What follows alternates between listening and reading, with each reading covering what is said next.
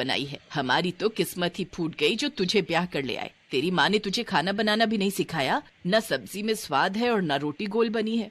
हेमा की सास भाग्यवती रोज गोल रोटी बनाने को लेकर हेमा को ताने देती है। हेमा को खाना बनाना नहीं आता है। लखनपुर गांव में हेमा अपनी सास भाग्यवती के साथ रहती है। हेमा की नई नई शादी हुई है। उसका पति योगेश शहर में मजदूरी का काम करता है और हेमा गांव में अपनी सास भाग्यवती की सेवा। लेकिन भाग्यवती हेमा से कभी खुश नहीं रहती। हेमा के माता पिता बहुत गरीब हैं। इस कारण हेमा अपनी शादी में कुछ दहेज भी नहीं लाई। भाग्यवती हेमा को कभी उसकी गरीबी के ताने देती तो कभी उसके बनाए खाने में नुक्स निकालती। बेचारी हेमा इन सब से बहुत दुखी रहती थी।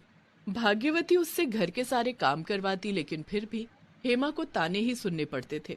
एक दिन, गरम जली नाच पिटी कैसा खाना बनाया है, सब्जी जली हुई है, रोटियां कच्ची, निकल जा मेरे घर से। और भाग्यवती हेमा को धक्के मार कर घर से निकाल देती है।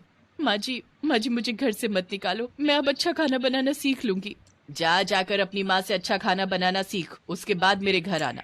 बेचारी हेमा के पास मायके जाने के लिए पैसे भी नहीं थे।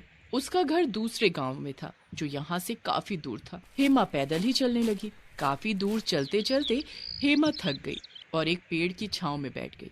वहां बैठकर उसने अपने मन में सोचा, काश मैं घर से कुछ खाने के लिए लेकर चलती। अब तो जोरों की भूख लगी है। यहाँ आसपास खाने के लिए कुछ भी नहीं है। अभी तो बहुत दूर पैदल चलना है। मेरे पास पैसे भी नहीं है। मैं भूखी प्यासी कैसे अपने घर तक पहुँच पाऊंगी। काश कि मेरे पास कुछ पैसा और खाना होता। हेमा ने इतना सोचा ही था कि उसके सामने नोटों की गड्डी और एक थाली में खाना आ गया। अरे, ये पैसे और ये खाना कहाँ से आया?